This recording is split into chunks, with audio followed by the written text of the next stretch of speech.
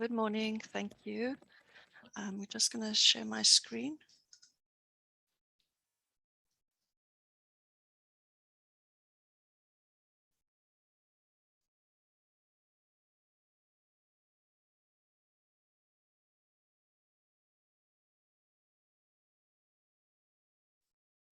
Wrong thing.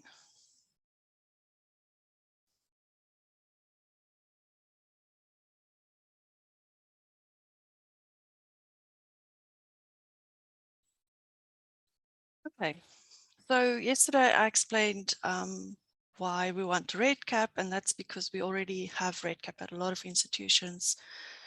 And we've also developed these basic data elements as REDCap forms to make things easier.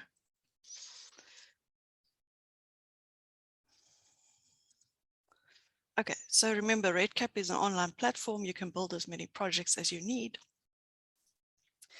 And it lets you build data collection forms with a kind of point and click interface. So in this session, I just want to quickly take you through the process of setting up a REDCap project. Obviously, we only have about 1 hour, so I can't make REDCap experts out of everybody, but I just want to take you through the basic process so we understand how a REDCap project works. Okay, so first of all, you're going to start a new project. So if you don't see that button in your REDCap instance, it could be because your local admins have set up a different process. So if you don't see the button, just inquire from your institutional REDCap admins how you should request a new project.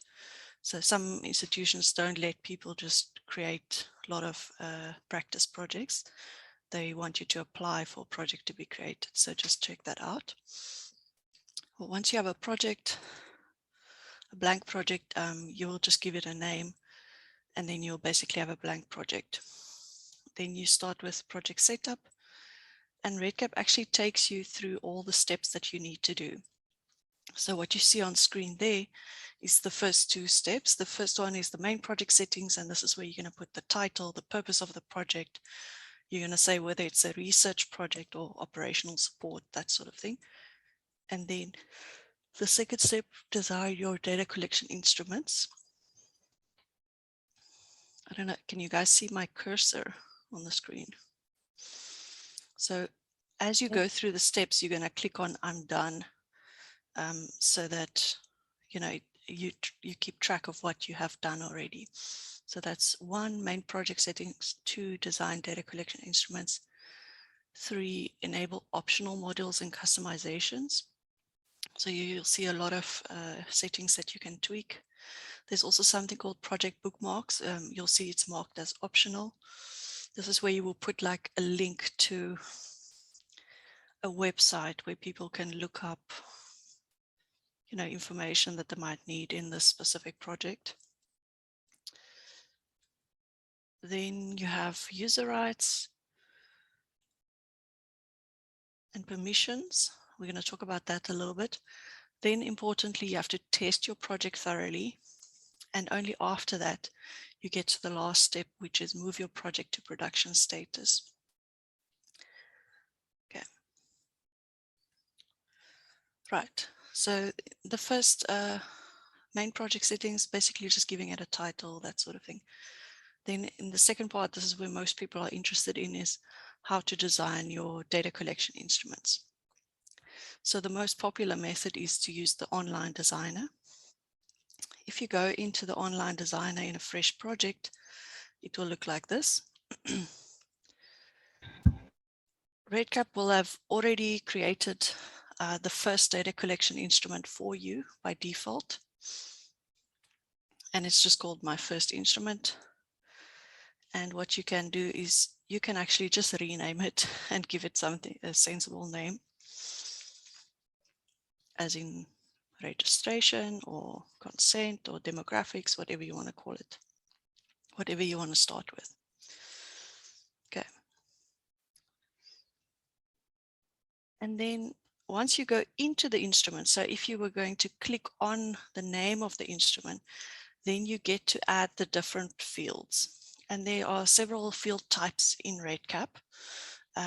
So I've put the block here, but you've got text boxes, you've got radio buttons, drop-down menus, that sort of thing. So you can choose from all of these different field types.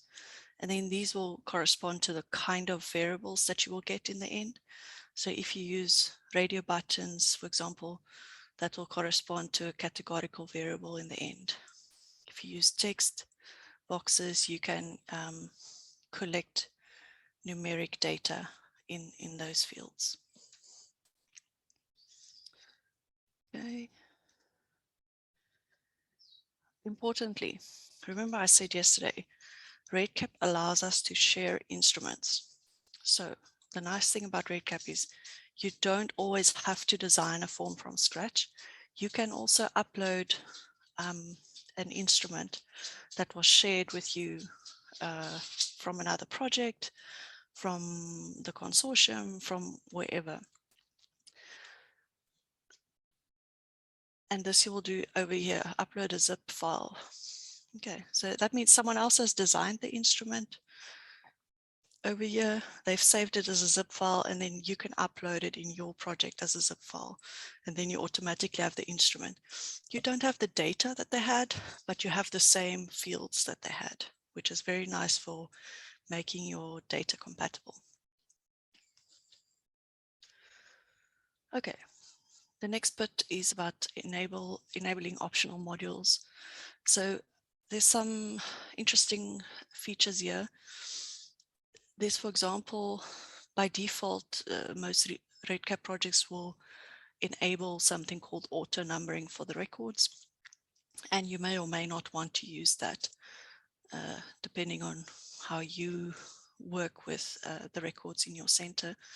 Sometimes you want to disable that, and instead of having an automatically numbered record, you want to actually enter a number for each patient specifically. So in South Africa, we like to use folder numbers for patients as the primary identifier, but whatever works in your setting.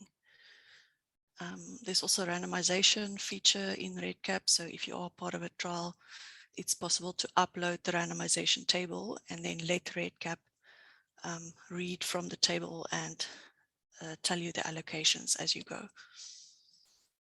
There's also a section here for additional customizations that you should check out. There's some interesting fields in there that you can set. And like I said, the bookmark is really an optional one. Okay. Then the other important one is user rights and permissions. So in REDCap, you can really fine tune the user rights to a great extent. And this is quite nice because sometimes you have different people logging into the same project, but you don't want all of them to be editing data on all of the forms. Sometimes you have forms that only the doctors should be entering into, and sometimes you have forms that only the clerks should be working on, for example. So you can have different levels of user rights. Okay, so about the user rights, each project owner must assign the user rights to others in their team. So what we recommend is that you have roles that you set up within the user rights. So you say, this is the role that I'm going to call the doctor, and these are the rights that I want the doctor to have. I want them to be able to edit this form. I want them to be able to view the demographic data that the clerk has entered but not edited, or whatever the case may be. And then after you've defined the roles, then you add each user to a particular role. So it's just to make your life a bit easier and to standardize things at your project level. Then the other important part of user rights is tags. So this is what REDCap calls data access groups. DAGs, and it's essentially to manage records for multi-site studies.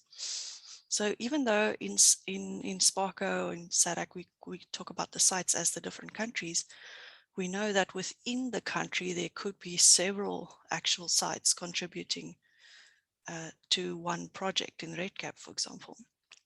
So the idea is that you set up data access groups for each facility, basically, that contribute to the project. And this allows the staff at the site to only see their patients, and so that they don't accidentally edit the patients from another site. And then at the coordinating site level, there will then be a data manager who can see all the records from all the sites in the country. And that is just to help troubleshoot if the users run into any issues.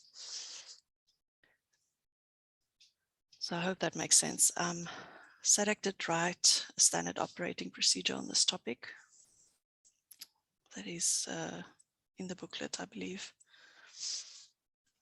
Okay, so that's the teaching part. So what I'm going to do is I'm going to stop sharing, and then I'm going to share again, because I want to walk you through actually doing this in REDCap. And those of you who already have access to REDCap, you're welcome to follow along on your own REDCap instance and copy what we're doing here.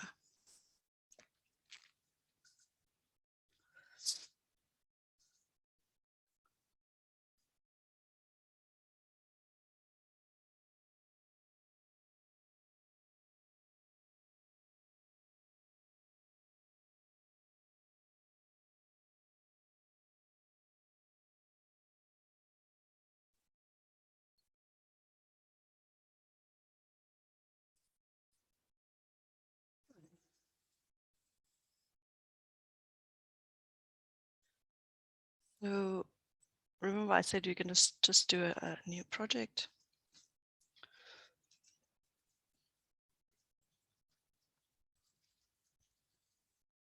And you basically only need to give it a name and a purpose, and that is how you start. So for now, I'm just going to say this is a practice project, and you choose empty project and create. And there we go. That's a project. It's an empty project, but it's a project in REDCap. Okay, and now you can see here's all the steps that I was showing you. So it just goes down, down, down until you get to move to production. Okay, if you want to go back and modify the title that you've put in, you can do that. Okay, and there's the first instrument that I told you guys about.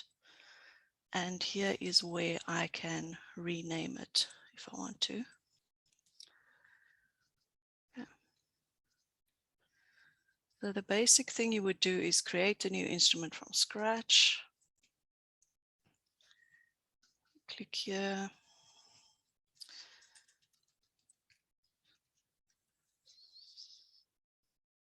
Give it a name. Okay. And then you do add field. And this is where you're now going to choose one of those field types that I showed on the PowerPoint earlier. You're going to choose what kind of field you want. So I think let's start with a text box.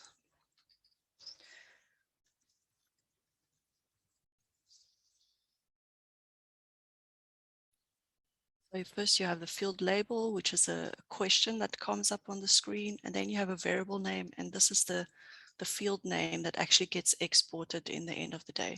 And these are the things that we're trying to standardize across the consortium. So I can do this. I can create the field, and it creates a text box that I can type into. Okay. I can also create a radio button.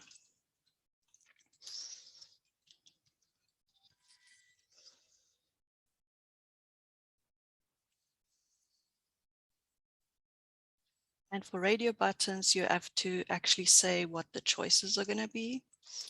So let's say bubblegum. chocolate, strawberry, vanilla. And when I tab out of that box or click out of that box, the following happens. REDCap assigns some codes to those options.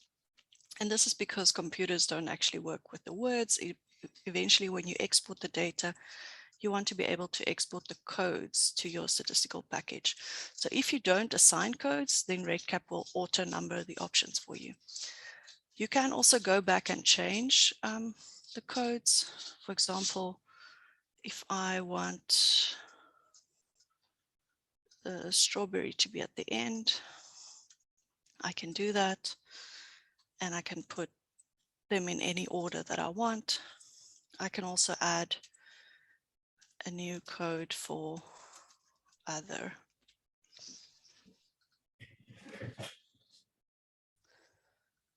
Okay, so you see how easy that is. And partly because it is so easy, that's why we end up having so many different variations of the same data elements, actually. And that's why we do the harmonization in the end, is to make sure that actually how we've coded and labeled the response options is the same at all the sites, because then that makes the data compatible. Okay, so super easy to build. There are many types of fields that you can build. There are interesting ones. There's even one where you can upload, where you can let the user upload a file. So if they've taken a picture of, I don't know, some graph or a rash or whatever they want, they can upload that. So we can't go into too much detail on that. But the interesting one that I also want to show you guys is what I mentioned is when you have an instrument that is already created, you can upload it over here. So what I want to do is to just upload a zip file of the, I think it's about 90 instruments, 90 data elements that are currently labeled as the SickleInAfrica core data elements. So I just want to upload it and then you guys can see what it looks like. Okay, so I have this file because Irene sent it to me. I think I put it on my desktop somewhere. There we go. SickleInAfrica core data elements. Upload. And that's it. Okay, yes, 90 fields, that's it. And this is what it looks like. So instead of me going and creating each of these fields, it's already there and it's already named in a standardized way. It also links to the sickle cell disease ontology, which is quite nice. There is a PDF of this, hey Irene, that they can download from the website to see what all the fields are actually. And maybe we can use this as the basis for the discussion as to which of these things should actually be the recommended or the minimum fields that should be recorded at all the sites. So there's some stuff about the diagnosis, whether or not patients are using hydroxyurea,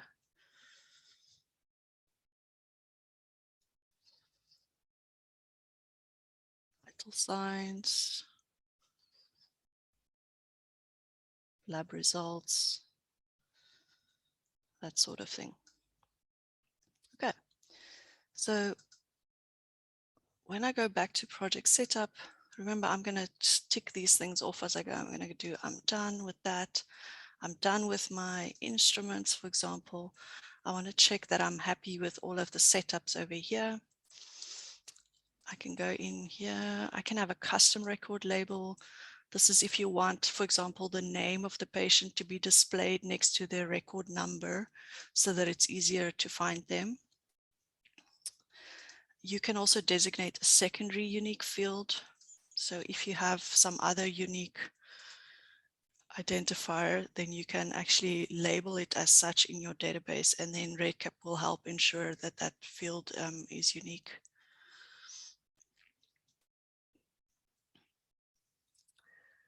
There's also, in the later versions of REDCap, there's also some missing data codes that you can use, that you can choose on a project level, like which of these codes you want to use.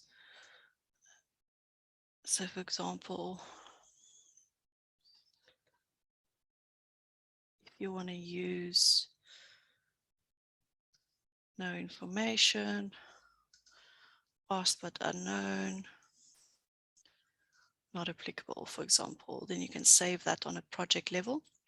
And then these fields will automatically be available. These options will be available for every field in your project, which is quite nice. Okay, let's say I'm done with that bit. Project bookmarks. Okay, yeah, you can set up a bookmark, I don't know, to the SickleInAfrica website, to another website where people work out some sort of score or categorization for their patient. Anything you want, really, you can set up a bookmark. But for now, I'm going to skip that part. And then it's user rights and permissions. So remember, I spoke about setting up roles. So I want to show you how that works. So first of all, to create a role, you would give it a name. You would say data clerk and create a role. And then you get to set all of these things how you want them. You can say whether or not someone is able to export data. You can say whether or not they can create data quality rules, for example. Then you can say whether they create, rename, and delete records. We usually don't recommend that you give people the right to delete records just because they might do it by accident. But if you are not using auto numbering, then you also want to make sure that they are able to rename records in case they type in the folder number wrong. And then on an instrument, on a form level, you get to decide whether someone has no access, read-only access, or view and edit access. So this is quite important distinction that REDCap can make. So maybe I want it like that. And then I can create the role. Then for each person at my site who is a data clerk, I can actually just put their username and then I assign them to that role. That means I don't have to go and tick all of these things for every person individually. I can set up a role and I can use that role multiple times. Okay, so let me just make an example. Just gonna add my colleague. She's gonna wonder why I'm adding her to this now. Okay, I'm gonna say Kashiva at my office is a data clerk. Okay, and now she will automatically have the same roles as data clerk, and I can add another person. Who else? So we add, I'm gonna add another person, and I'm gonna say that person is also a data clerk. And then I can have another role with, with different user rights. And you can still see the summary of what the user rights entail if you look at this section over here. Okay. So it's important for each project to set this up. And then also remember the other part of user rights is data access groups. And this is what REDCap uses to restrict not what forms people can see, but what records they can see. So if a record belongs to Groote Schuur Hospital in Cape Town and someone else is working at Tygerberg Hospital, then they will only see their own records. They won't see the Groote Schuur Hospital records. Okay, so what you do here is you make a group name. So I want to say Groote Schuur.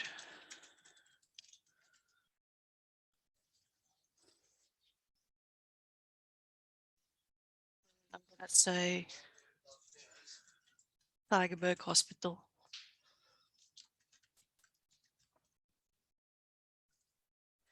And then I can actually say that Kashiva is working at Grooteskier Hospital, and I can say that Chedwin is working at Tygerberg Hospital. And now whatever record Chedwin creates will automatically be associated with Tygerberg Hospital, and whatever record that Kashiva creates will be associated with Grooteskier Hospital.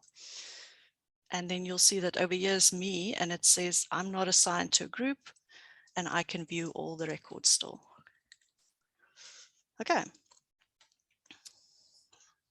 So that's how that part works. Then let's go back to project setup. I'm going to say I'm done with user rights. Then comes the part where you now have to test the project. Okay, this is where you get the data clerks, the other doctors in your department, colleagues at other sites to test out the data collection forms for you, to tell you, oh, this one doesn't quite work, that one needs another response option, that sort of thing, until you have it just right. And then you are going to click I'm done. And then eventually you're going to say move to production. Now the point of saying move to production is so that you can start collecting real data. The reason why REDCap has this status is that it then protects the user from actually making a catastrophic edit to the database. Meaning if you accidentally go and change the name of a variable, for example, and it already has data in there, then you would lose the data. But if you are in production mode, then REDCap will prevent you from changing a variable name. And in that way, it protects your existing data. So a very important step before you start collecting real data. It's not to say you can't make any changes, it's just that REDCap protects you from making catastrophic changes. Okay, so eventually you would do that. When you click move to production, you get the choice of whether to keep all the records you tested or to delete. And because I'm an admin, mine will automatically change to production. But at your institution, it might just send a message first to one of the local admins to say, please approve request to move to production, and they will just click the button and it will go to production. So now you'll see my project status over here says production mode. And now when I go back to Online Designer, you'll see now I can't click on these forms anymore. It gives me a message. It says, can only modify instruments in draft mode. And this draft mode is REDCap's way of protecting your project. So if you now want to change something here, if I try to change the variable name, it will say you can't change it because you're in production. But say I decided that there's a typo and I actually want to use the American spelling and I want to fix that, then I can do that. And at the top here, you'll see submit changes for review. Because the project is in production, changes will not be made in real time. And only once you click submit changes for review, then you will see the changes you submitted were made, either automatically, if it's not a potential for messing up with your existing data, or if it was something that could potentially mess up your existing data, it will then send a message to your local REDCap admins to review the changes and approve them. Okay, and this is like a protection mechanism that REDCap has, which has saved a lot of users from making catastrophic mistakes. Okay, so that's my story for that. I'm happy to take questions and to demonstrate things for a few more minutes until we are supposed to go on a break. Thank you very much, Annemie, for your presentation. Ooh. Any comments from Questions? the audience? Someone is asking about the mobile app. Okay, so that's still going to come up. Yeah. So I think that will be in our next session. So our next session, we'll look at capturing data with the mobile app, and we'll look at that from there. But you'll see when we start that session, the first step is still to create the project in the web browser like we have done now. So you have to start here, even if you're going to work on the mobile app later.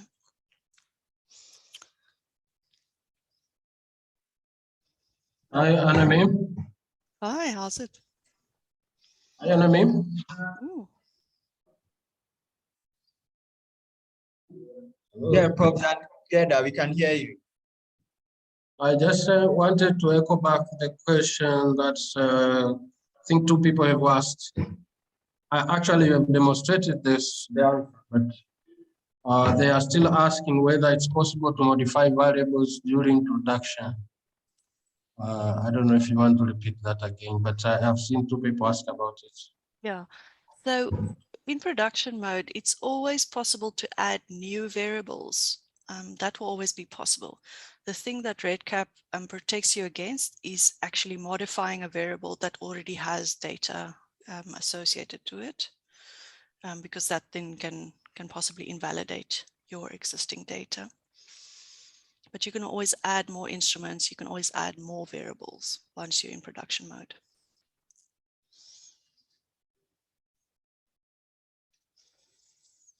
Great. Any others before we take the first break of the day? So perhaps just an addition.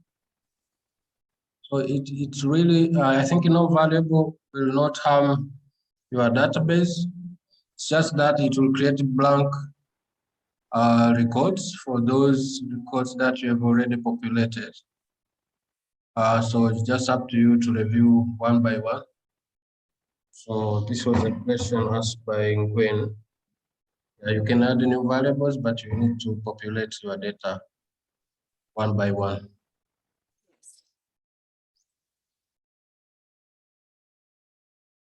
Even if it's a calculated field, you will have to open the record to calculate it.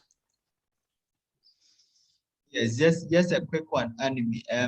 I think I missed. Did you do any calculated field or skip patterns? No, I did not do that yet. Do you want me to show that?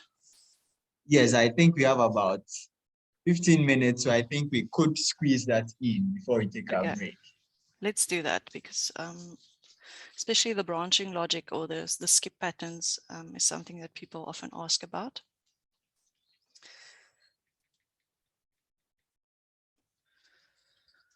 Okay, so let's do in Online Designer, for example. I'm going to enter draft mode. Let's do it on this questionnaire that I started. Okay, so let's see what's happening here. I let someone type in a favorite color. I asked, what is the favorite ice cream flavor? But now I've got this option for other, right? So clearly, if they pick other, most of the time, I'm going to want them to specify that, right? So let's add another field for when people need to specify. So I can start a new field by clicking add field, but interestingly, I can also copy an entire field. So if I copy it, what you'll see it does is it actually uses the same variable name, and it just appends something to the end of the variable name. So I prefer that, because then I know the variable is called the same thing. And what I'm going to do is, instead of putting a number 2, I'm going to just put spec for specify. So I'm going to say favorite ice cream specify, and I'm going to use this field if they picked other. So for now, I'm going to change this to a text box field. And I'm going to say the label says specify, right? Okay, so now it's coming up there, but I don't always want it to show up. I only want it to show up if the person has selected the option other, right? So to do that in REDCap, you're going to use this green arrows over here, and it says branching logic. And how this works is you're gonna, okay, there's advanced and drag and drop. So the drag and drop is the easier way to do it. And then what you're gonna do is you're gonna say, field choices, show the field only if all below are true. So what I want to be true is they should have said favorite ice cream is other. So I drag it across. So now I'm saying show the field only if favorite ice cream equals other. So that's the drag and drop logic builder, right? But then it's a bit grayed out, but up here you can see the advanced project logic, branching logic syntax. So if you wanted to, you could also have typed it out like that. But if you don't, if you're not into coding, you can just do the drag and drop option and save. And now you'll see it's coming up in red over here. It says branching logic is applied on this field. And it actually shows you what the branching logic is. It says favorite ice cream is 99, which is the code for other. So now I know that this field is only going to show up on the screen if they have selected other. Now, the mistake that a lot of people make is they then do preview instrument and they're like, oh, but it is showing up anyway. Okay, that's because branching logic does not work while you are in preview mode. You have to actually pretend to enter a new record to see that. Okay, so the other thing, of course, is I've added this field now, but I am in draft, right? So first I have to submit the changes for review before I will be able to test it out. So I click submit, and because it's a brand new field, it's going to get approved automatically. Okay, so now let's go to add and edit records. I've got auto numbering turned on, and that's why I just have this button for a new record. And then if I go into this questionnaire, you'll see by default now the specify field is not showing up. If I click the other options, it's not showing up. But as soon as I click other, it then pops up and gives me the option to type something in there. Okay. So that's branching logic. You can get quite creative with the branching logic. I'll show you guys.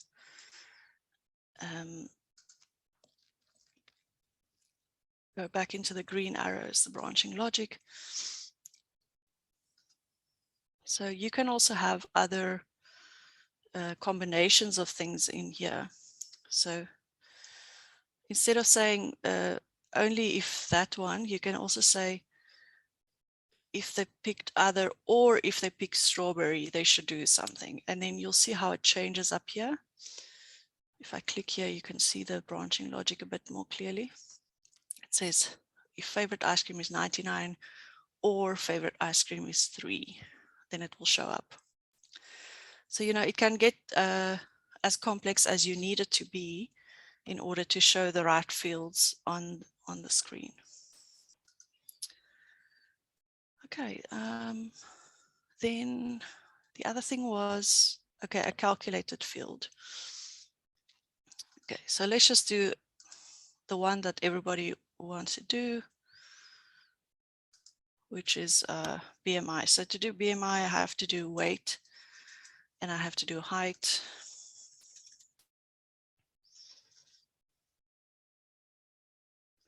Okay, it's not going to let me because there's already a variable called weight. Okay, what shall we calculate? Evans, do you have any suggestions for me?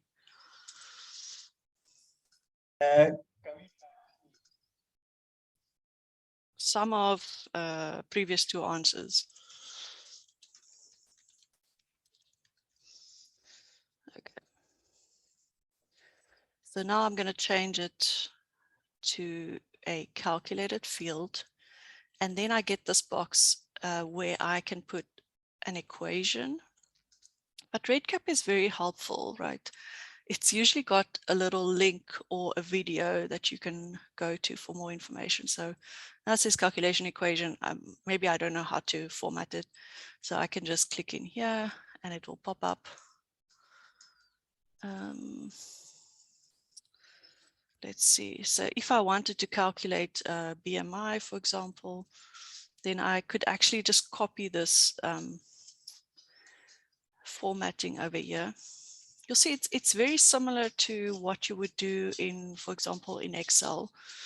The only weird or strange thing is that a variable that you have created in REDCap, you have to put it in square brackets if you want to use it in the equation. There's also calculations that you can do. So you can add, subtract, multiply, divide. And there's also a date diff where you can work out number of days, number of months, number of years between two dates. And there's a lot of explanation about how it works, formatting, that sort of thing. But let's say I just want to work out the so square brackets, favorite ice cream times 10. Say that's something I'm interested in. And then it will do a calculation over here. Okay, submit changes for review. And then when I go back to my record, go to my previously created record, you'll see that I chose 99, which was other. And then the equation is 99 times 10, which gives you 990. And if I click on it, I can just actually see my calculation again. Okay. So that's how you would do that kind of thing. And again, you can get, you know, as complex as you need to with the calculations. Thank you very much, Annemie. I think you are getting some questions.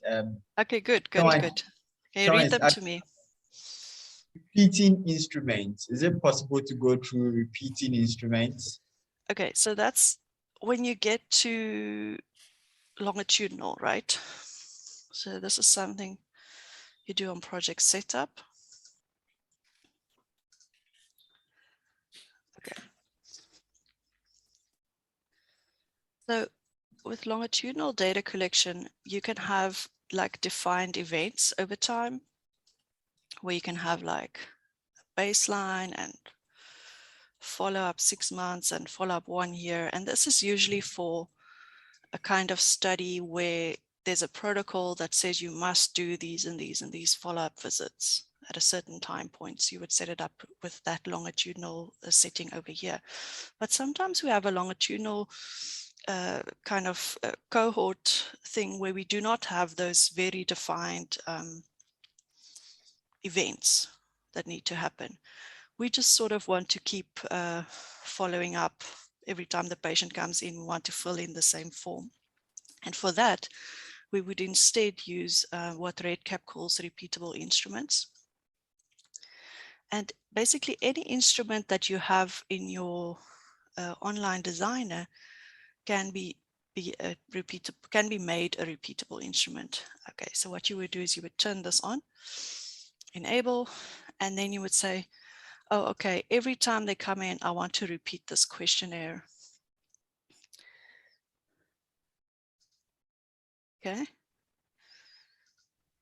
And now if I go back to the record that I had, you'll see what happens. So I already filled in this form, but now there's a little plus next to it where I can add another copy of that form. And then the same thing is repeated at the bottom here. This is the first form I filled in, and I can also use this plus to add another copy of that form.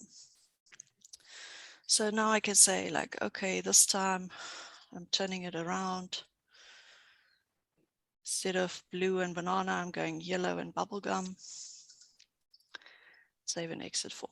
Okay, and now you'll see there's like little, it looks like the little circles are on top of each other. And that's to show me that there are multiple forms in there. But they're also listed down here. So I can see that there's multiple times that they filled in this questionnaire. Okay, so that's the simplest way to deal with longitudinal stuff. But if you, like I say, if you have a defined protocol, like how you need to follow up, then you would rather use this longitudinal data collection with defined events. Okay. Okay, thank you very much. Uploading data using CSV files, REDCap projects, already having data. Will it affect the existing data? In case I download the data in CSV format from REDCap and I edit the data element for some participants, can I upload the updated version to REDCap and will it edit the existing data accordingly? That's from Samuel. Yeah, so if you just export the data and you make some changes to it and you import it, that's fine. But if you export the data and then you go and change the instruments in REDCap, then when you try to upload it again, it might not match. Okay, so let me show you an example. Let's export that record that I just made. So let's go to data exports, reports and stats. And let's just export everything that I have over there. Importantly, you must use raw data because when you want to push the data back into REDCap, it will only accept the raw data. It will not accept the labels. Okay, so this is what it looks like. I hope you guys can still see this. Can you? Yes, we can. You can? Okay, good, good. Okay, so this is what it looks like now. This is something I typed in. These are the raw data, the raw values of the response options that I chose, for example. So say I decide, no, actually, this is wrong. It needs to be a 3, right? And then I save this. Okay, well, let's just save over where it is now. Then I want to import the data, right? So I do data import tool. Okay. I choose the file.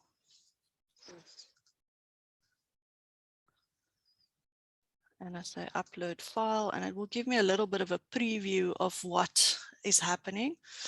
And it will show me that red text is data that will be overwritten. So it will show me where I made the changes. Okay, so everything else was empty, which is fine. If it's gray, it means I'm importing the same data that I had before, so nothing will change.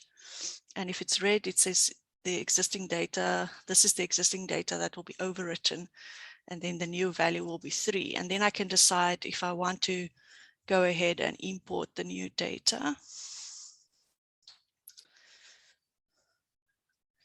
One record was created or modified during the import. So you can do this with a whole data set or with a subset of records that needed editing or whatever the case may be.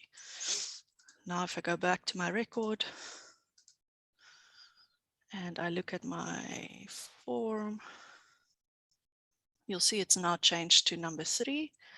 And it's also now updating my calculated field based on that selection. Okay, so interestingly, if I now look at this button, which is next to it, it says H, it says view data history. I will see that the value used to say bubblegum number 1, and then there was a data change. It will tell me the user that made the data change and then the new value. So I can see what happened to the data.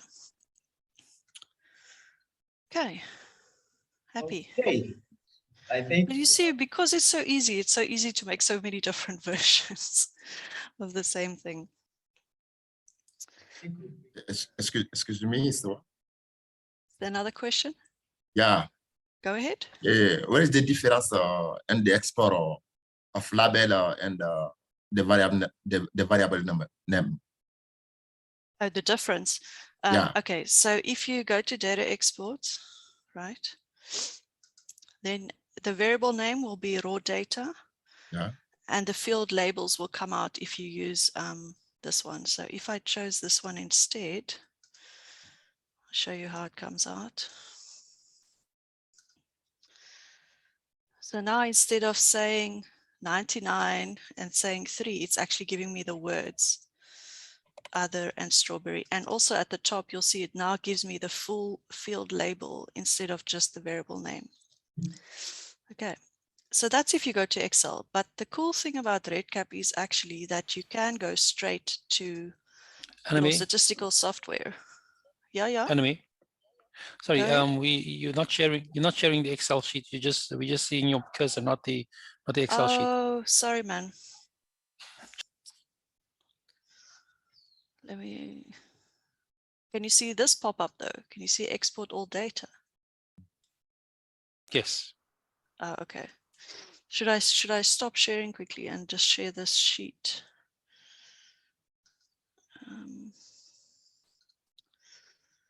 Okay, so that was the labels.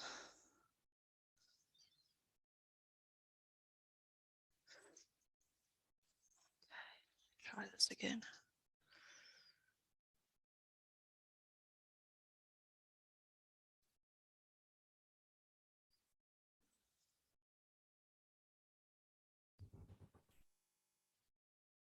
Okay.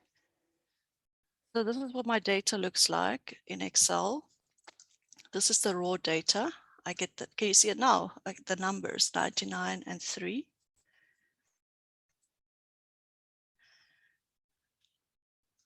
And if you go to labels, then you get the same thing, but you get the words other and strawberry. Okay, and at the top you get the field label, favorite ice cream. But if I had exported the raw data, I would get the variable name fave ice cream. Thank you. That makes sense. Okay, cool. Then the cool thing about REDCap is actually that it does let you go straight to the statistical packages. So if you want, you can go straight to SPSS or to R, Stata, SAS, whatever you want. And then it will export the raw values as well as a script file to help you relabel those values in your statistical package so that you don't have to do all that work again of labeling them. So that's super helpful. Okay, Annemie, I think we'll take your last question, which is, how do we install REDCap on our local servers for testing? Will we need licenses?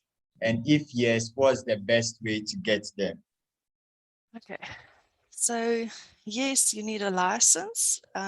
It's per institution. You need a license, but it's free. So the best way to do it is to get your ICTS people involved. So they will then apply to REDCap to become a consortium partner. And if once they have that consortium agreement, it's very simple, very standard kind of thing. It basically says you will not use it for any profit generating activities because it's a not-for-profit, it's for academic institutions. And then they will get access to the website that has the software. They can download it and install it for you, run it on your institutional servers or whatever. And then they set up like how the username should work. So at UCT, for example, we've said that everybody should sign in with their UCT number and password. But you guys can decide how to do it. You can also have like manually created usernames in your REDCap instance at your local institution. But yeah, the best thing is get your IT people involved. So I'll just show you briefly this is the Vanderbilt. This is the URL, projectredcap.org. This is where you go. And then it says your partners and you say join and get REDCap. And this is where you go to initiate the partnership, to become a consortium partner. Cool. Okay, thank you very much, Annemie.